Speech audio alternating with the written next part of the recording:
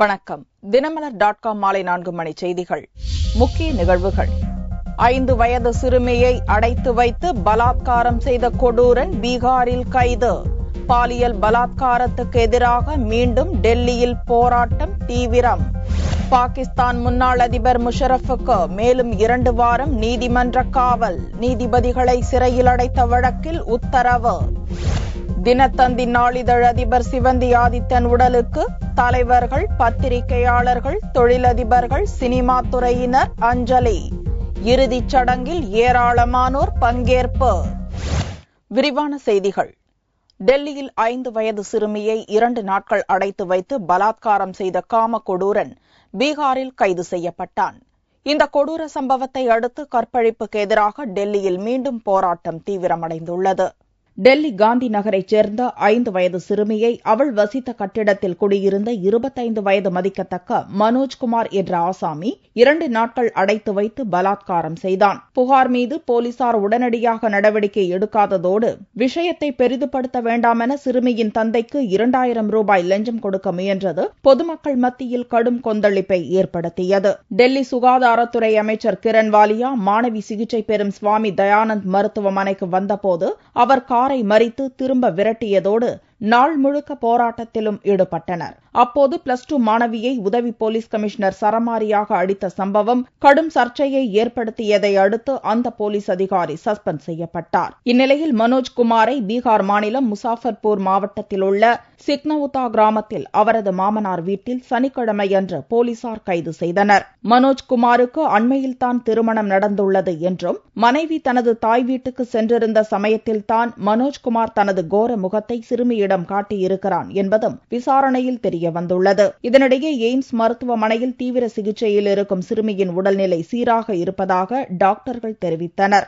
ஆனாலும் 2வது நாளாக மாணவர்கள் உள்ளிட்டோர் எய்ம்ஸ் மருத்துவமனை முன் தொடர்ந்து போராட்டம் நடத்தி வருகின்றனர். मैं आया वहां पर कि बलात्कार के खिलाफ एक सख्त कानून बने और सबसे पहले उसमें फांसी का प्रावधान जरूर हो, क्योंकि जब तक से फांसी का प्रावधान नहीं होगा उसमें बलात्कारियों में खौफ नहीं जाएगा.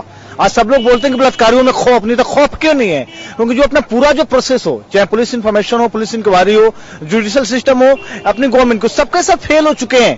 तो उसे रिफॉर्म करना जरूरी है और उसे रिफॉर्म सरकार नहीं करेगी. सिस्टम रिफॉर्म करना सरकार रहेगा, सिस्टम को हमें रिफॉर्म करना होगा. இவ்விவகாரத்தில் நடவடிக்கை எடுக்காததோடு மறைக்க முயன்ற போலீசார் மீது கடும் நடவடிக்கை எடுக்க வலியுறுத்தி போலீஸ் தலைமையகம் முன்பும் போராட்டங்கள் நடந்து வருகின்றன. இந்த போராட்டத்தின் போது போலீசாருக்கும் போராட்டக்காரர்களுக்கும் இடையே தள்ளுமுள்ளு ஏற்பட்டதை தொடர்ந்து அங்கு பதட்டம் நிலவுகிறது. சிறுமிக்கு நேர்ந்த கொடூரம் மிகுந்த மன உளைச்சலை அளித்துள்ளதாக பிரதமர் மன்மோகன் சிங் வருத்தம் தெரிவித்திருந்த நிலையில் சனிக்கிழமையன்று பிரணாப் முகர்ஜியும் கடும் அதிர்ச்சியை வெளிப்படுத்தியுள்ளார். இந்த கொடூர செயலில் ஈடுபட்ட சதிகாரர்களை சட்டத்தின் முன் நிறுத்தி தண்டிப்பதற்கான எல்லா நடவடிக்கைகளையும் உடனடியாக மேற்கொள்ள வேண்டும் எனவும் ஜனாதிபதி வலியுறுத்தியுள்ளார். அவசர நிலையை பிரகடனப்படுத்திய வழக்கில் கைது செய்யப்பட்டுள்ள பாகிஸ்தான் முன்னாள் அதிபர் பர்வேஸ் முஷரஃபை 2 வார நீதிமன்ற காவலில் வைக்க நீதிமன்றம் உத்தரவிட்டுள்ளது.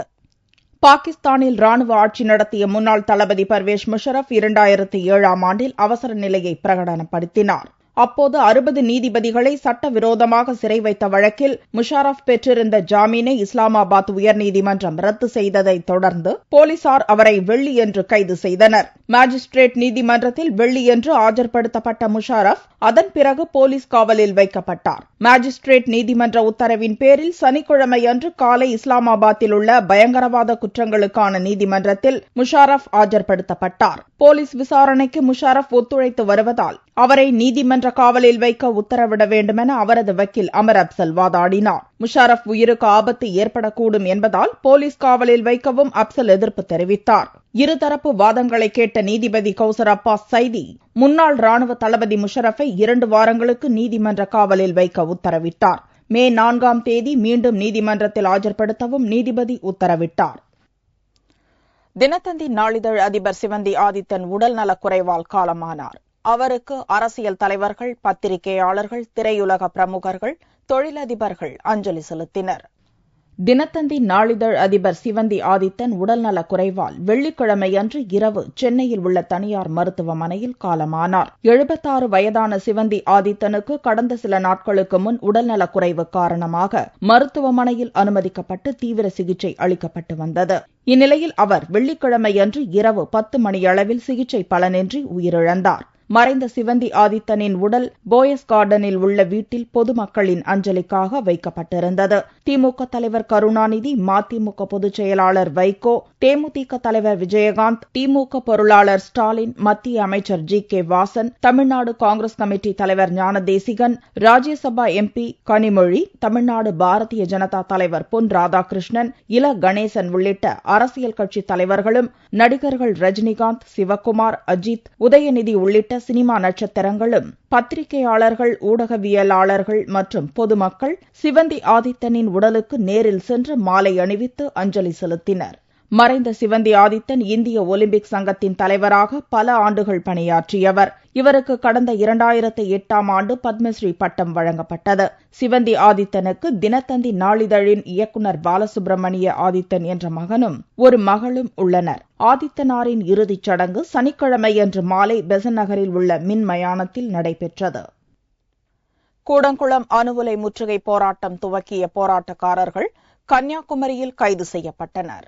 கூடங்குளம் அணுமின் நிலையத்தை மூட வேண்டும், அணு உலைக்கு எதிரான போராட்டத்தில் ஈடுபட்டவர்கள் மீதான வழக்குகளை திரும்பப் பெற வேண்டும் என்பது உள்ளிட்ட கோரிக்கைகளை வலியுறுத்தி கூடங்குளம் அணு உலை எதிர்ப்பாளர்கள் சார்பில் கன்னியாகுமரி முதல் கூடங்குளம் வரையில் பேரணியும் தரைவழி முற்றுகை போராட்டமும் அறிவிக்கப்பட்டிருந்தது. கன்னியாகுமரி காந்தி மண்டபத்தில் அணு உலை எதிர்ப்பாளர்கள் பேரணி துவங்கியது. இந்த போராட்டத்தை ஒட்டி கூடங்குளம் சுற்றுவட்டார பகுதிகளில் உள்ள மீனவ கிராமங்களில் கடையடைப்பு போராட்டமும் உண்ணாவிரத போராட்டங்களும் நடந்தன. பேரணியாக சென்று கூடங்குளம் அணு உலையை முற்றுகையிட புறப்பட்ட போராட்டக்காரர்கள் வழிமறித்து கைது செய்யப்பட்டனர். 50 பெண்கள் உட்பட 200 பேர் கைது செய்யப்பட்டு வேனில் அழைத்துச் செல்லப்பட்டனர். இந்த போராட்டத்தை ஒட்டி நெல்லை, தூத்துக்குடி பகுதிகளிலிருந்து கூடுதல் போலீசார் வரவழைக்கப்பட்டு பாதுகாப்பு பணியில் ஈடுபடுத்தப்பட்டனர். கைது செய்யப்பட்டவர்கள் மாலையில் விடுவிக்கப்பட்டனர். கோவை மாநகராட்சி பள்ளி மாணவர்களுக்கு கடந்த ஆண்டு வழங்க வேண்டிய கணித உபகரணங்கள் மற்றும் காலணிகள் காலம் கடந்து வழங்கப்பட்டது. பள்ளி மாணவர்களின் எதிர்காலத்தை கருத்தில் கொண்டு தமிழக அரசு பல்வேறு திட்டங்களை செயல்படுத்தி வருகிறது. இதில் மாணவர்களுக்கு தேவையான கணித உபகரணங்கள் மற்றும் காலணிகள் அந்தந்த கல்வியாண்டிலேயே வழங்கப்படுகிறது. கோவை மாநகராட்சி பள்ளி மாணவ மாணவிகளுக்கு கணித உபகரணங்கள் மற்றும் காலணி வழங்கும் விழாவில் மேயர் வேலுச்சாமி கலந்து கொண்டார். பள்ளி இறுதியாண்டு முடிந்த நிலையில் 6ஆம் வகுப்பு முதல் 10ஆம் வகுப்பு வரை உள்ள மாணவர்களுக்கு கணித உபகரணமான ஜாமெட்ரி பாக்ஸ் மற்றும் காலணிகளை இந்த விழாவில் மேயர் வேலுச்சாமி வழங்கினார். கல்வியாண்டு முடிந்து வழங்கப்பட்ட இந்த உபகரணங்களை அடுத்த ஆண்டில் பயன்படுத்த உள்ளதாக மாணவர்கள் தெரிவித்துள்ளனர். நான் 7ஆம் வகுப்பு படிக்கிறேன். எனக்கு இந்த ஜாமெட்ரி பாக்ஸ் இவ்வளவு லேட்டா கிடைச்சதுன்னு நான் வருத்தப்படவே இல்லை. ஏன்னா அடுத்து நான் 8வது போக போறேன். அந்த இதுக்கு நான் ஜாமெட்ரி பாக்ஸை யூஸ் பண்ணி மாணவர்களின் எண்ணிக்கை பற்றி அரசுக்கு ஒவ்வொரு ஆண்டும் தகவல் அனுப்பப்படுவதாகவும் ஒவ்வொரு பள்ளியாக கணித உபகரணங்கள் மற்றும் காலணிகள் வழங்கப்படுவதால் காலதாமதம் ஏற்பட்டதாகவும் கல்வித்துறை அதிகாரிகள் தெரிவித்தனர். பதவி உயர்வு, போராட்ட கால சம்பளம் உள்ளிட்ட கோரிக்கைகளை வலியுறுத்தி தமிழ்நாடு கிராம நிர்வாக அலுவலர் சங்க உயர்மட்ட குழு கூட்டத்தில் தீர்மானம் நிறைவேற்றப்பட்டுள்ளது. தமிழ்நாடு கிராம நிர்வாக அலுவலர் சங்கத்தின் உயர்மட்ட குழு கூட்டம் சென்னையில் சனிக்கிழமை நடந்தது. சங்கத்தின் துணைத் தலைவர் பெருமாள் தலைமையில் நடந்த இக்கூட்டத்தில் மாநில பொதுச் செயலாளர் வெங்கடேஸ்வரன் கலந்து கொண்டார். சங்கத்தின் முக்கிய கோரிக்கைகளான பதவி உயர்வு, போராட்ட கால சம்பளம் உள்ளிட்ட கோரிக்கைகள் குறித்து விவாதிக்க கூட்டு கலந்தாய்வு கூட்டத்துக்கு அரசு அழைப்பு விடுக்க வேண்டும் என்பன உள்ளிட்ட 5 தீர்மானங்கள் நிறைவேற்றப்பட்டன. அங்கீகாரம் பெற்ற சங்கங்களுக்கு ஒரு 6 மாதங்களுக்கு ஒரு முறையாவது ஒரு கூட்டு கலந்தாய்வுக்கு அழைப்பார்கள். எனவே அதை முதல்வர் அவர்களுடைய கவனத்திற்கு கொண்டு சென்று அந்த கூட்டு கலந்தாய்வையும் உடனடியாக நடத்திட கேட்டு ஒரு தீர்மானம் வைத்திருக்கிறோம். மே மாதத்தில் எங்களுக்கு மாநாட்டுக்கு தேதி கொடுக்கணும். மாநாட்டுக்கு தேதி கொடுத்துட்டா அத்தனை கோரிக்கையும் நிறைவேற்போம்ங்கிற நாங்கள் முழுமையா நம்பிட்டு இருக்கோம். கிராம அலுவலர் சங்க உயர்மட்ட குழு கூட்டத்தில் 24 மாவட்ட கிராம நிர்வாக அலுவலர் மற்றும் நிர்வாகிகள் கலந்து கொண்டனர். கள்ளழகர் ஆற்றில் இறங்குவதற்காக வைகை அணையிலிருந்து வினாடிக்கு 2000 கன அடி வீதம் தண்ணீர் திறக்கப்பட்டுள்ளது. மதுரையில் நடைபெறும் சித்திரை திருவிழா உலக பிரசித்தி பெற்றது. இந்த திருவிழாவின் முக்கிய நிகழ்ச்சியான கள்ளழகர் வைகை ஆற்றில் இறங்கும் வைபவத்தில் லட்சக்கணக்கான பக்தர்கள் கலந்து கொள்வார்கள். இந்த ஆண்டு சித்திரை திருவிழா கடந்த 14ஆம் தேதி மீனாட்சி அம்மன் கோவிலில் கொடியேற்றத்துடன் துவங்கியது. இதையடுத்து முக்கிய நிகழ்ச்சியான கள்ளழகர் வைகை ஆற்றில் இறங்கும் வைபவம் ஏப்ரல் 25ஆம் தேதி நடைபெறுகிறது. இந்த விழாவை முன்னிட்டு ஆண்டுதோறும் வைகை ஆற்றிலிருந்து தண்ணீர் திறக்கப்படும். தற்போது மழை இல்லாத காரணத்தால் வைகை அணையில் குறைந்த அளவே தண்ணீர் உள்ளது.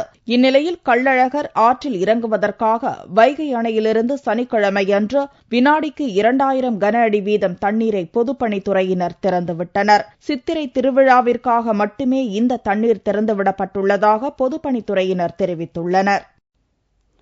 திருச்சி சமயபுரம் மாரியம்மன் கோவிலில் சித்திரை திருவிழாவை முன்னிட்டு நடைபெற்ற தெப்ப திருவிழாவில் பக்தர்கள் ஏராளமானோர் கலந்து கொண்டனர். தமிழகத்தில் உள்ள சக்தி ஸ்தலங்களில் முக்கிய ஸ்தலமாக திருச்சி சமயபுரம் மாரியம்மன் கோவில் விளங்குகிறது. இந்த கோவிலில் நடைபெறும் சித்திரை திருவிழா மிகவும் பிரசித்தம்.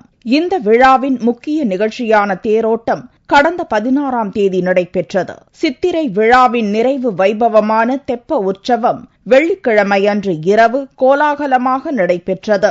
அலங்கரிக்கப்பட்ட தெப்பத்தில் அம்மன் எழுந்தருள தெப்ப குளத்தில் அம்மன் 3 முறை உலா வந்து பக்தர்களுக்கு அருள் பாலித்தார். சமயபுரம் மாரியம்மா தான் எல்லா சக்தி ரொம்ப வாய்ந்தவங்க.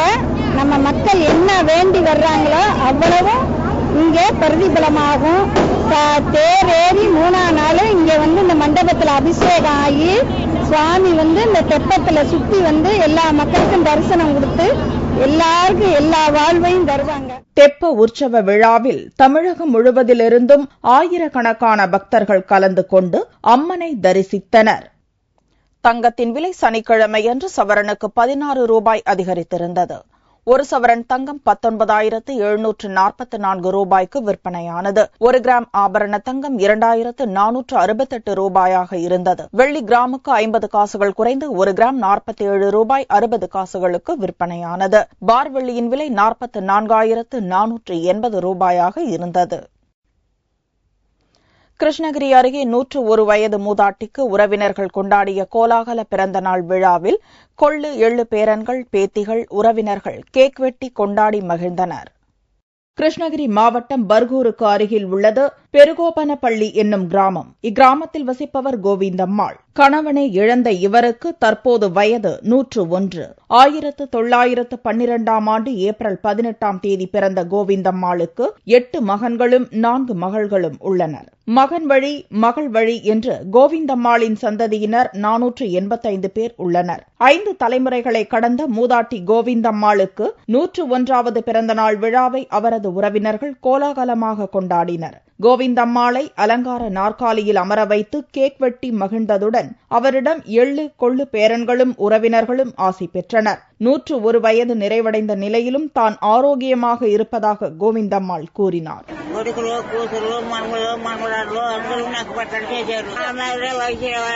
கோவிந்தம்மாளின் சந்ததியினர் மும்பை, சூரத் உள்ளிட்ட வெளி மாநிலங்களில் இருந்தாலும் பாட்டியின் 101வது பிறந்த நாள் விழாவை கொண்டாட அனைவரும் ஓரிடத்தில் சங்கமித்தனர். கோவிந்தம்மாளின் பிறந்த நாள் உறவினர்கள் மத்தியில் மகிழ்ச்சியை வெளிப்படுத்தியதோடு அந்த இடமே திருவிழா கோலம் பூண்டிருந்தது. மீண்டும் செய்திகள் இந்திய நேரப்படி இரவு 8 மணிக்கு. வணக்கம்.